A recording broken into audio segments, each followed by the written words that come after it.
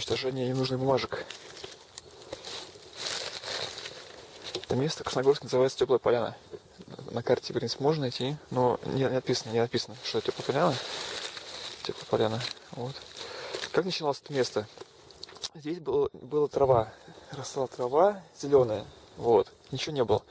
Потом я, когда работал в 2006 году, стал все бегать, заниматься зарядкой. Потом на том месте, где я занимался зарядкой, образовалась такая плешь в земле.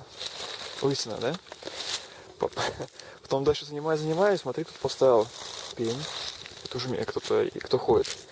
Потом стали костры сжечь. Потом все это вот так вот распространилось.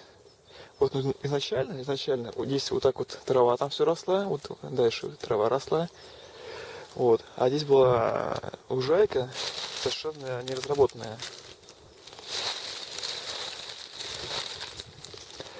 Вот. И в течение, сколько лет, 10 лет, 17 год, даже что 17 это место вот так вот расширилось. Хотя вот до этого здесь ничего не было. Была трава. Такая проплешина, там где я занимался. Такие вот интересные дела.